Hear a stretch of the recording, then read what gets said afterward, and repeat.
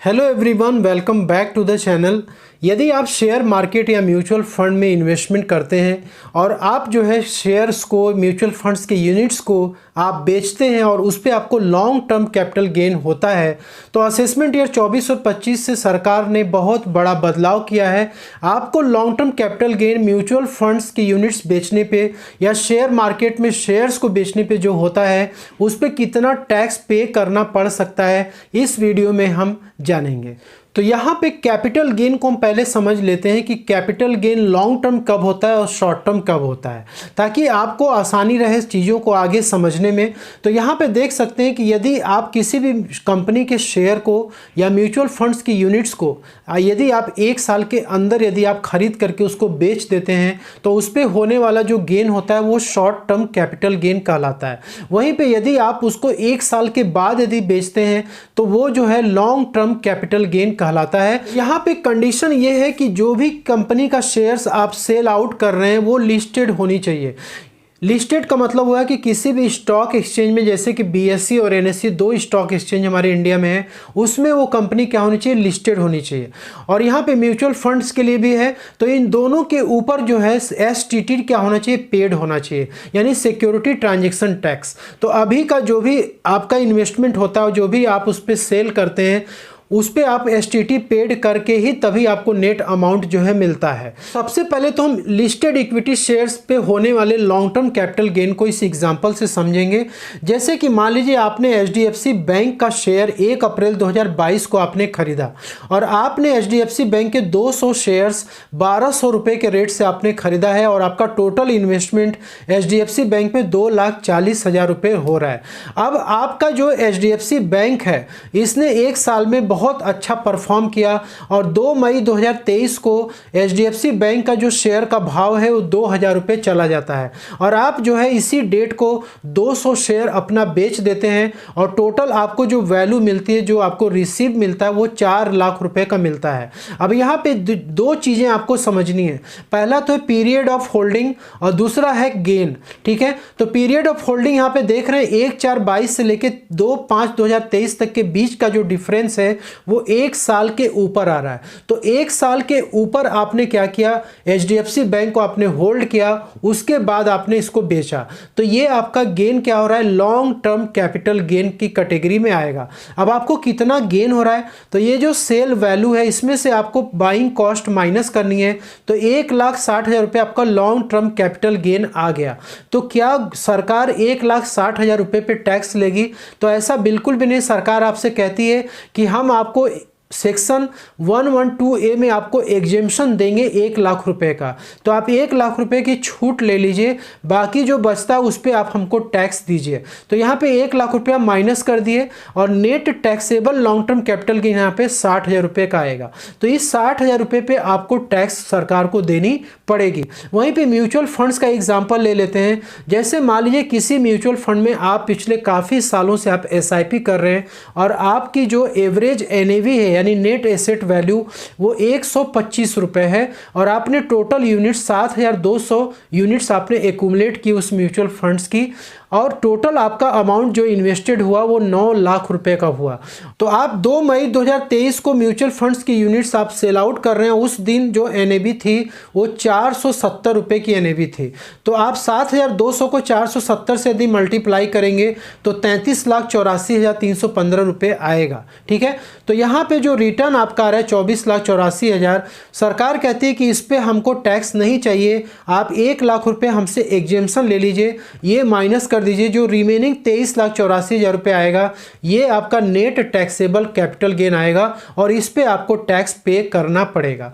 अब हम देखेंगे कि यदि आपको इस तरीके का लॉन्ग टर्म कैपिटल गेन हो रहा है तो आप न्यू टैक्स रेजिम में आपको कितना फ़ायदा मिलेगा, ओल्ड टैक्स रेजिम में कितना फ़ायदा मिलेगा, एग्जाम्पल से समझेंगे। तो जो पहला वाला सिनारियो ये है कि आपको सिर्फ और सिर्फ इक्विटी शेयर्स और म्यूचुअल फंड्स को बेचने पे लॉन्ग टर्म कैपिटल गेन हो रहा है, इसके अलावा आपको कोई भी इनकम आपकी नहीं है।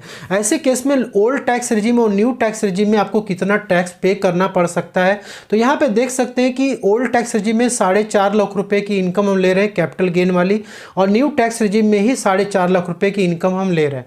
और यहाँ पे जो डिडक्शंस हैं दोनों ही केस में डिडक्शंस जीरो है। क्यों है अभी आगे आपको देखने को मिलेगा। और net tax liability 4.5 lakh. Tax liability आप देख सकते हैं ओल्ड टैक्स रेजिम में आप 10,400 का पे कर रहे हैं और न्यू टैक्स रेजिम में 5,200 का पे कर रहे हैं। तो सबसे पहले तो हम ओल्ड टैक्स रेजिम की हम बात कर लेते हैं। तो ओल्ड टैक्स रेजिम को हम यहाँ पे देखेंगे। Long term capital gain section 112A में आपको रिपोर्ट करना पड़ता है अपने ITR में। 4.5 लाख रुपए आपने इनकम नोट कर दिया यहाँ पर। इसके बाद यहाँ पे नीचे की तरफ आएंगे और डिडक्शन 80C से लेके 80U तक का डिडक्शन 2 लाख रुपए का हमने यहाँ पे लिया हुआ है, जिसमें कि 1,50,000 रुपये 80C का हमने लिया है और 50,000 रुपये 80D का मेडिकल हेल्थ इंश्योरेंस लिया है।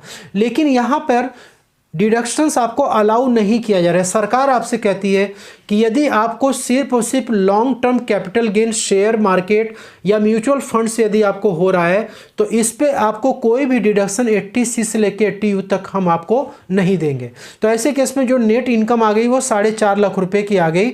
इसके बाद नीचे की तरफ आएंगे तो यहाँ पे जो long term capital gain share और म्यूचुअल फंड्स का वो 4.5 लाख रुपए का आ गया। अब यहाँ पे जो गवर्नमेंट है ये एग्जेम्पशन दे रही है, आपको छूट दे रही है 1 लाख रुपए का, ये हम माइनस कर देंगे तो जो नेट हमारा लॉन्ग टर्म कैपिटल गेन आएगा वो 3,50,000 रुपए का आएगा। अब इस 3,50,000 रुपए में बेसिक एग्जेम्पशन लिमिट आपको मिलती है जो आप टैक्स स्लैब यहाँ पे देख रहे हैं कि 2.5 लाख रुपए तक आपका जीरो रेट से टैक्स लगता है। तो ये 2.5 लाख रुपए हम यहाँ पे माइनस कर देते हैं क्योंकि ये हमारी इनकम क्या है, टैक्स फ्री इनकम है।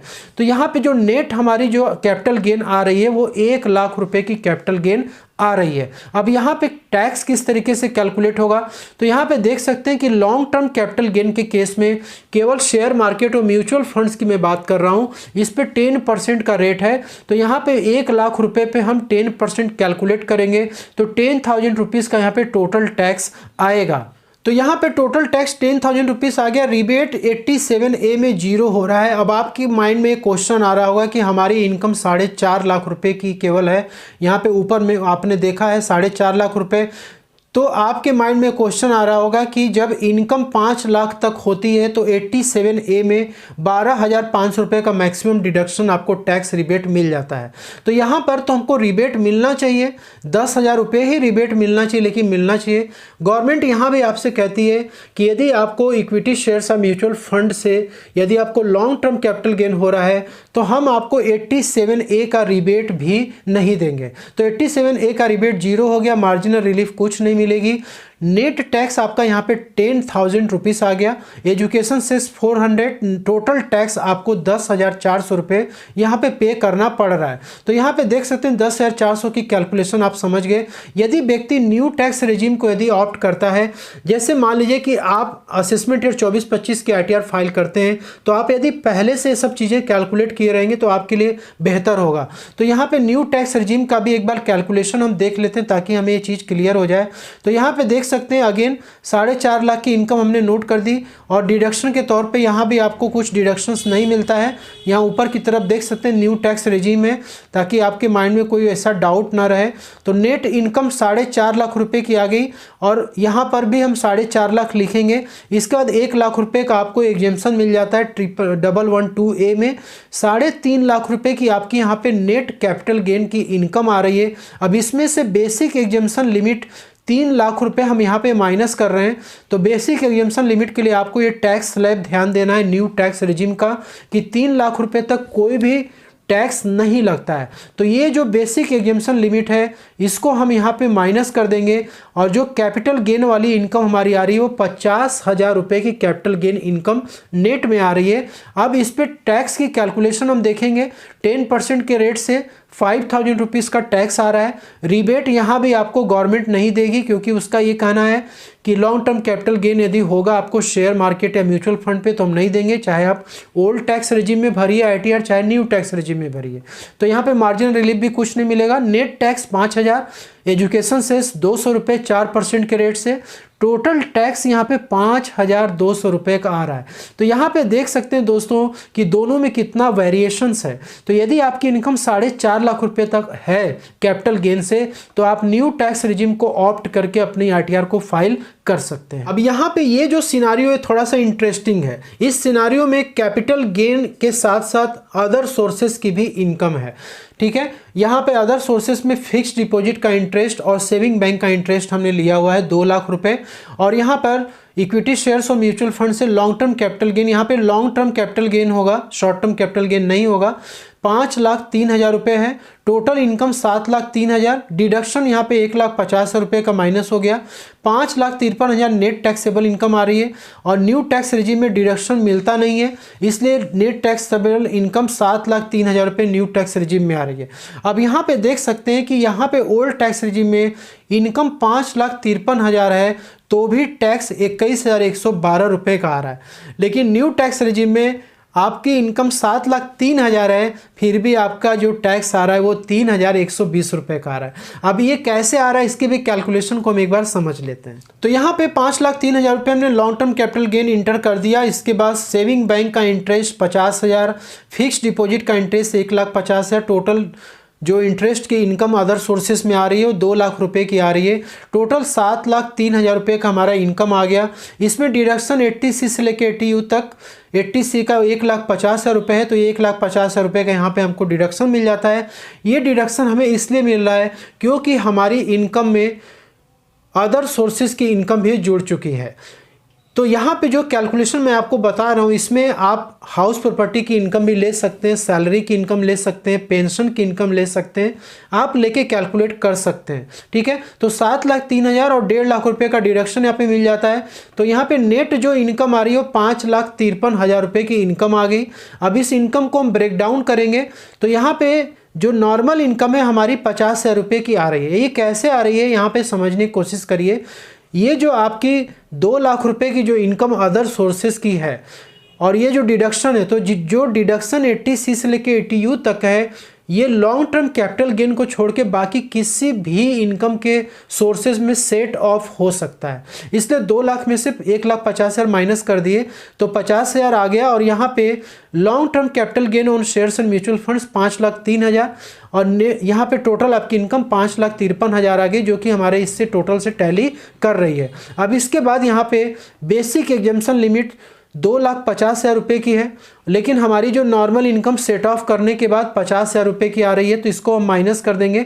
रिमेनिंग जो हमारी एग्जेम्पशन वाली इनकम अभी भी 2 लाख रुपये की बच रही है। तो यहाँ पे लॉन्ग टर्म कैपिटल गेन 5,03,000 रुपये हमारा आएगा। इसमें से 112A में 1 लाख रुपए का एग्जेम्पशन मिल जाता है, तो नेट इनकम हमारी कैपिटल गेन वाली 4,03,000 की आ गई। अब इस इनकम में से ये 2 लाख रुपए जो हमारी अभी भी एग्जेम्पशन बच गई है उसको हम माइनस कर देंगे, तो हमारी जो नेट जो है कैपिटल गेन वाली इनकम आ गई 2,03,000 रुपये आ गई। अब इस 2,03,000 रुपये पे हम टैक्स को कैलकुलेट करेंगे तो 10% के रेट से 20,300 का यहाँ पे टैक्स कैलकुलेट हुआ। और रिबेट आपको जैसे मैंने बताया कि रिबेट यहाँ भी आपको नहीं मिलेगा। क्यों नहीं मिलेगा? क्योंकि आपकी इनकम यहाँ पे क्या हो रही है, 5 लाख के ऊपर क्रॉस कर चुकी है, ठीक है। तो यहाँ पे आप देख सकते हैं ऊपर में 5,53,000, ये ऊपर में 7,03,000 रुपये इनकम हो चुकी है, इसलिए रिबेट 87A का यहाँ पे आपको नहीं मिलेगा। तो नेट टैक्स 20,300 और एजुकेशन से 812, टोटल टैक्स आपका 21,112 रुपये टोटल टैक्स यहाँ पे आ गया। वहीं पे व्यक्ति यदि न्यू टैक्स रेजिम को यदि ऑप्ट करता है तो उसका भी कैलकुलेशन हम यहाँ पे देख लेंगे, ठीक है। तो यहाँ पे न्यू टैक्स रेजिम में भी आप देख सकते हैं सेम इनकम यहाँ पे आएगी 5,03,000, 2 लाख रुपए का इंटरेस्ट सेविंग बैंक और एफडी का। और यहाँ पे 80C से लेके 80U तक का डिडक्शन आपको न्यू टैक्स रेजिम में नहीं मिलेगा, जीरो हो जाएगा। तो नेट इनकम 7,03,000 रुपये की आ गई। और यहाँ पे नॉर्मल इनकम 2 लाख रुपए का जो एफडी और सेविंग का इंटरेस्ट था, क्योंकि इसमें से डिडक्शन माइनस होगा नहीं, तो 2 लाख रुपए आ गया। और LTCG 5,03,000, basic exemption limit 3 lakh रुपए की मिलती है न्यू टैक्स रेजिम में, उसमें से हमने 2 लाख रुपए नॉर्मल इनकम को सेट ऑफ कर दिया। तो नेट एग्जेम्पशन लिमिट अभी भी 1 लाख रुपए की पड़ी हुई है, ठीक है। और यहाँ पे जो LTCG यानी लॉन्ग टर्म कैपिटल गेन वाली जो इनकम थी 5,03,000 रुपये, उसमें से हम 1 लाख रुपए का यहाँ पे 112A में यहाँ पे डिडक्शन एग्जेम्पशन आपको मिल रहा है, गवर्नमेंट आपको दे रही है। तो 4,03,000 रुपये क्या हो रहा है, ये नेट कैपिटल गेन वाली इनकम आ रही है। अब इसमें से 1 लाख रुपए की जो बेसिक एग्जेम्पशन लिमिट अभी भी बच गई थी उसको भी हम सेट ऑफ कर देंगे। तो यहाँ पे नेट स्पेशल रेट वाली इनकम कितनी आ रही है, 3,03,000 रुपये आ रही है। अब इस 3,03,000 रुपये पे हम टैक्स कैलकुलेट करेंगे तो यहाँ पे देख सकते हैं 10% के रेट से 30,300 रुपये ये आपका long term capital gain tax आ गया। तो यहाँ पे जो टोटल टैक्स हमारा है 30,300 रुपये आ रहा है। रिबेट यहाँ पे कुछ नहीं मिलेगा क्योंकि इनकम 7 लाख के ऊपर क्रॉस कर चुकी है, ठीक है। और यहाँ पे देख सकते हैं कि आपको 30,300 रुपये सरकार टैक्स नहीं मांग रही है आपसे। आपसे गवर्नमेंट कह रही है कि ये जो 30,300 रुपये टैक्स आया है इसलिए आया है क्योंकि आपके इनकम में सिर्फ और सिर्फ 3,000 रुपये बढ़ा है, इसके वजह से उतना टैक्स आ गया। तो गवर्नमेंट यहाँ पे आपसे क्या कर रही है कि आप जो है हमें 30,300 रुपये टैक्स मत दीजिए। जो 7 लाख के ऊपर जितना आपका एक्स्ट्रा इनकम जा रहा है, मतलब 3,000 रुपये जा रहा है, वो 3,000 रुपये आप हमें टैक्स दे दीजिए। एजुकेशन सेस 4%, तो टोटल टैक्स आप हमको 3,120 रुपये का आप पे कर दीजिए। और जो 30,300 रुपये में से 3,000 रुपये आप माइनस कर दीजिए, 27,300 रुपये का आप हमसे क्या ले लीजिए, मार्जिनल रिलीफ ले लीजिए। तो दोस्तों यहाँ पे आपको न्यू टैक्स रिजीम में 27,300 का मार्जिनल रिलीफ मिल जाता है और नेट टैक्स आपको इतना पे करना पड़ रहा है। तो आप दोनों ही शीट को यहाँ पे कंपेयर कर सकते हैं कि यदि आपकी इनकम 7,03,000 रुपये है तो आपके लिए न्यू टैक्स रिजीम ही बेहतर होगा, ठीक है। तो दोनों ही सिनारियो आपने देखा और मैं ये आशा करता हूँ कि आपको लॉन्ग टर्म कैपिटल गेन का कॉन्सेप्ट शेयर मार्केट और म्यूचुअल फंड्स का क्लियर हो गया होगा। तो दोस्तों वीडियो यदि अच्छी लगी तो इसे लाइक और शेयर कर दीजिएगा। चैनल पे नए हैं तो सब्सक्राइब जरूर कर लीजिएगा। तो मिलते हैं नेक्स्ट वीडियो में, तब तक के लिए जय हिंद, जय Bharat. Thank you so much for watching this video.